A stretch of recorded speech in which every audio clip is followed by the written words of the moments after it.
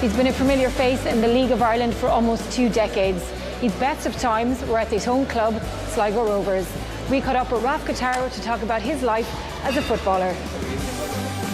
So Raf, tell me about your first session with Sligo Rovers. What are your memories?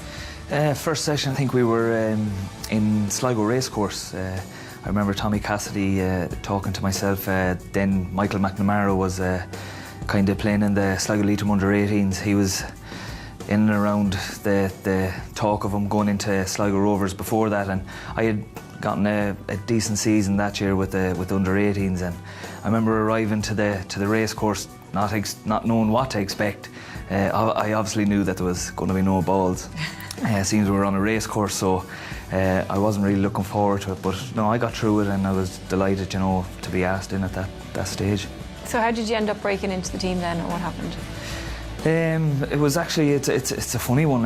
There was a couple of injuries in the squad. Obviously we had some great players there at the time.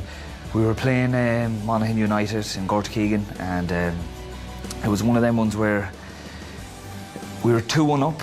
Tommy Cassidy was the then manager, and he was like, I remember him on the sideline kind of talking to the assistant, and he was looking behind like this saying, I wonder, will we give him, it's a bit of a, tricky one, 2-1 up, I want to win or whatever. But he trusted me. He gave me the chance, and within 5 minutes of giving me my chance, I went in and I scored for him and made it 3-1. So that was probably a dream debut, should I say, for myself. Was it difficult moving to a big city away from home, away from everything that you knew? I think, yeah, absolutely. If I'm being honest, that's probably what I probably struggled with a little bit. I had never kind of left home. I was always a home bird. Obviously, the year I went to Galway, I travelled up and down because it's only an hour and 15 away. But I moved up to Dublin, I was expecting, right, I'm going to get home every single weekend to see my family, my now wife. That probably was the biggest thing I found, or the toughest thing, should I say, in regards to the move to Dublin. Other than that, everything was top notch, the way things were run. So were you happy to go home then?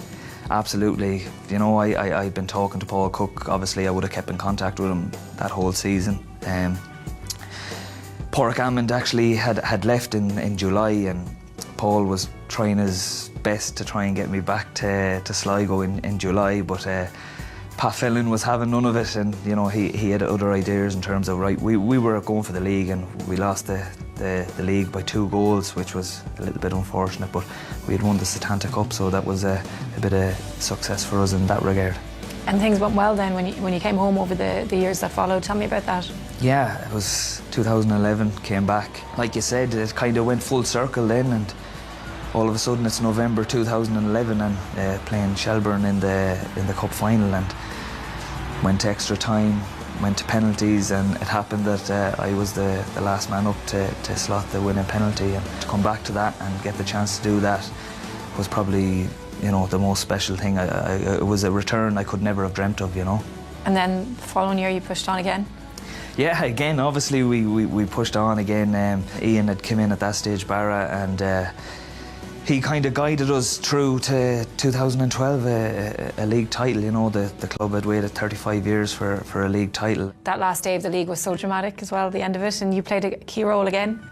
Yeah, it's like, I've always people would say to me, what's your fondest moment of your career?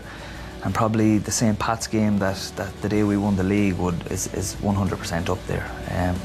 Been in your hometown, playing for your home club, place packed to the rafters, as they say, not a seat to be got in the place, sun shining, early kick-off, and then you go and probably I grabbed 2 goals on the day, and came back 2-2, and then we got a bit of luck with a handball. Mayor Quigley steps up and slots it, and the place went absolutely crazy. And I'll never forget it, just when the final whistle went, just been on the ground. I couldn't believe, we just won the league. I did it with my hometown club, and just everyone running on, congratulating you. And just the following weeks, I'll never forget it, ever.